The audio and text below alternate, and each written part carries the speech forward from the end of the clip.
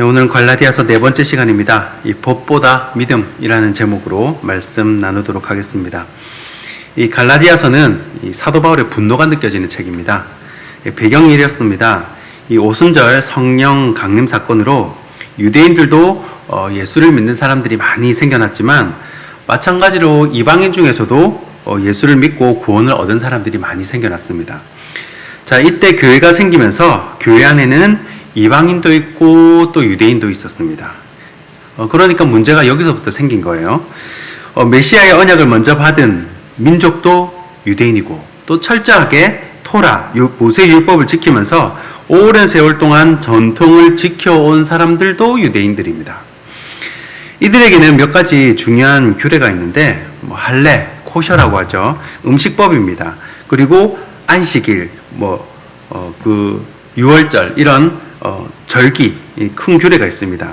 그런데 이방인들은 이런 것도 안 지켜도 유대인과 함께 구원의 반열에 오른다는 것은 유대인 입장에서는 납득할 수가 없는 겁니다. 그래서 유대인 그리스도인 중에 좀 과격하고 강경한 사람들이 직접 갈라디아 교회까지 찾아갑니다. 찾아가가지고 교회를 한번 이렇게 휘저어 놓는 거예요. 이 과격하고 강경한 유대인 그리스도인들이 뭐라고 말하냐면 이런 식으로 말을 하는 겁니다. 사도 바울 말 듣지 마라. 그 사람은 제자도 아닌데 왜 자꾸 그 사람 말을 듣냐? 그리고 이방인 너희들 할례 받아야 구원을 받는다. 그리고 음식법도 지켜야 한다. 유대인 규례도 지켜야 한다. 이런 율법을 지켜야만 아브라함의 자녀가 되고 또 구원을 얻을 수 있는 것처럼 그렇게 강하게 가르치는 겁니다. 그러니까 사도 바울이 많이 화가 나겠죠. 그러면 이런 상황에서 뭐부터 설명을 해야겠습니까? 자, 율법이 아니라 진짜 복음, 십자가 복음을 먼저 전해 주어야겠죠. 사람을 변화시키는 건 율법이 아니라는 겁니다. 그래서 이 갈라디아서 1장에 다른 복음은 없다. 오직 십자가 복음을 먼저 설명하는 겁니다. 복음을 먼저 설명해 놓고 그리고 2장에서 뭘 합니까? 어제 새벽에 살폈듯이 사도 바울 말 듣지 말라고 했던 그 유대인 그리스도인들이 있었지 않습니까?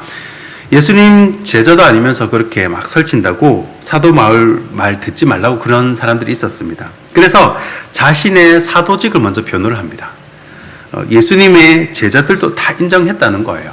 거기 보면 야고보도 나오고 게바도 나오고 그런 사람들도 나가 친분이 있고 다 인정을 했다는 겁니다. 자, 그리고 오늘 3장에 와서 유대인이나 이방인이나 모두가 아브라함의 믿음의 자손임을 설명을 합니다. 꼭 율법을 지켜야 자손이 아니고 믿음으로 가능함을 친절하게 설명을 해주는 겁니다. 자, 율법이 아니라 믿음이다 라는 거죠. 자, 여기서 연대기 하나만 알면 확실하게 이해하고 넘어갈 수 있습니다. 자, 모세가 앞의 세대인가요? 아브라함이 앞의 세대인가요? 이것만 알면 쉽게 이제 이해가 됩니다. 풀리는 부분이 있어요. 당연히 아브라함이 앞의 세대죠. 이 아브라함은 창세기에 나오고 모세는 출애굽부터 나오지 않습니까?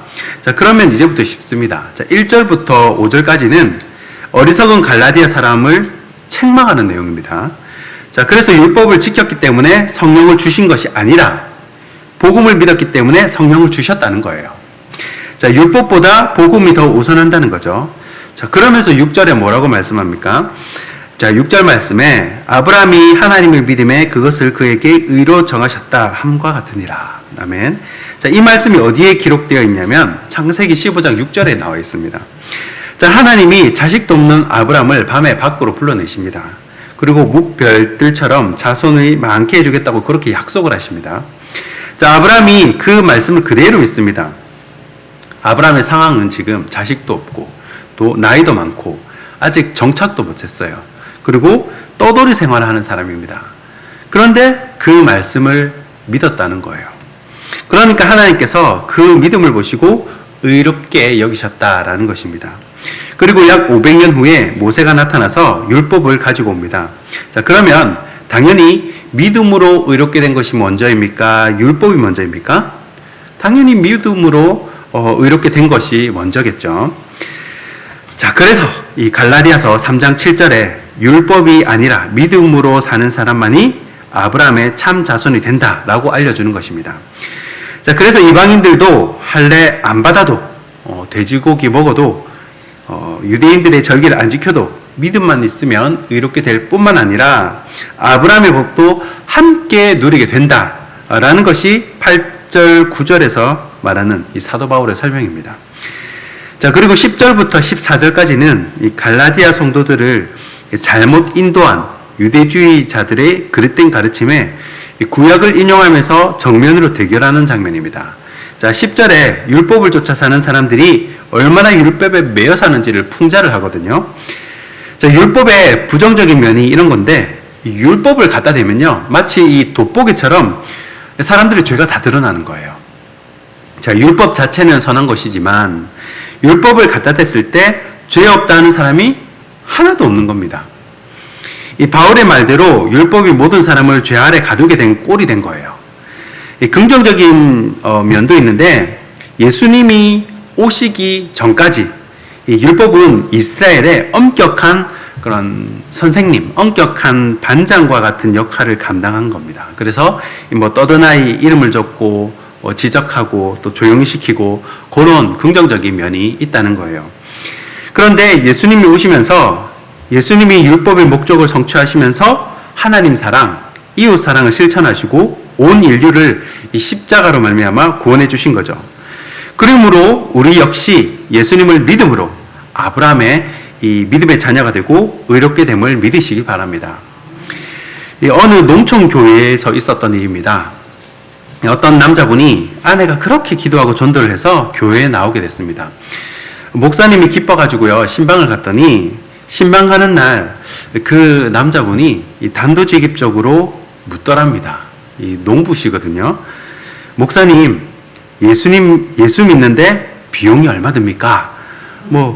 목사님도 생전 그런 질문을 처음 들어봤기 때문에 너무 당황스러운 겁니다. 예수 믿는데 비용이 얼마나 드냐는 거예요. 왜 그런 질문을 하냐고 물어보니까 친구들이 전부 다 예수 믿지 말라는 겁니다. 이 비용이 많이 든다는 거예요. 그래서 이왕 믿을 거면 이 천주교 가라, 그렇게도 얘기를 한다는 거예요. 그래서 예수 믿으면 비용이 많이 든다는데, 그런데 아내는 저렇게 기도하고 열심히 전도를 하니까 교회는 좀 가줘야겠고 따라 나오면 걱정이 된다는 거죠. 도대체 이 비용이 얼마나 들까? 그래서 목사님께 물어봤다는 겁니다. 그래서 목사님이 그 농부 어르신에게 다시 한번 물어봤대요. 어르신, 그러면 얼마면 믿으시겠습니까? 그랬더니 그분이 하는 말이, 어차피 교회는 나가기로 결정을 했으니까 담배는 끊어야겠고, 그러니 이 담배값 정도면 믿겠다라는 겁니다. 어차피 담배 피는데 들어간 돈 이제 끊기로 했으면 그 담배값 정도는 자기가 이제 헌금을 할 수 있다는 그 말이죠. 그래서 목사님이 그렇게 하시라고 얘기를 했답니다. 그래서 그 남자분이 담배값 정도를 이제 헌금을 한 겁니다. 그렇게 1, 2년 교회를 다니다가 이제 세례를 받을 때가 됐습니다. 세례를 받을 때가 됐는데 그분이 세례를 안 받겠다는 겁니다. 막 거절을 하시는 겁니다. 그래서 목사님이 이 세례에 대한 설명을 잘 드리고 세례를 받으시라고 이렇게 간곡히 설명을 드리고 부탁을 했더니 그분이 고민을 하시면서 이렇게 물으시더랍니다. 자기가 왜 세례를 못 받는지에 대한 설명을 해주면서 질문을 하더랍니다. 친구들이 이야기하는데 세례를 받으면 11조라는 걸 해야 한답니다.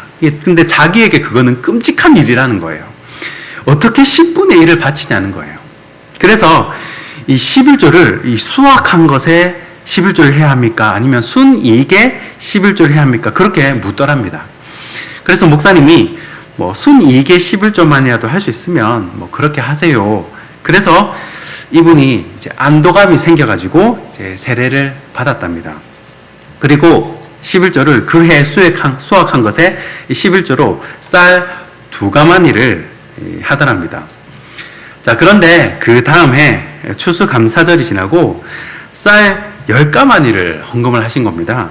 그래서 목사님이 깜짝 놀라서 어떻게 이렇게 많이 하셨냐고 그렇게 물었더니 그분이 하시는 말씀이 자기는 이제 예수를 비싸게 믿으려 한다는 겁니다. 그동안에는 할 수 있으면 싸게 믿으려 했다는 거예요. 그런데 한 1년 교회를 다녀보니까 내가 이렇게 예수 믿는 것은 도리가 아니다. 이런 마음이 자꾸 들더랍니다. 이왕 믿을 거면 이렇게 비싸게 믿어야지 자꾸 싸게만 믿으려고 해서는 안 되겠구나. 그래서 마음의 결심을 하고 수학의 11조를 바치기로 결심을 했다는 것입니다. 여러분, 하나님의 자녀로 의롭게 되는 것은요, 비용이 발생하지 않습니다. 아브라함의 자녀가 되어 믿음의 세대가 되는 것도 이 별도의 비용이 발생하지 않습니다. 그냥 예수님 믿기만 하면 됩니다. 그 믿음으로 여기 계신 모든 분들은 이미 의롭게 된 줄 믿습니다. 그래서 이제는 아브라함의 복을 누리고 믿음으로 성령의 약속을 받기만 하면 됩니다. 그 믿음으로 오늘도 승리하시는 저와 여러분이 되길 주님의 이름으로 축원합니다. 기도하겠습니다.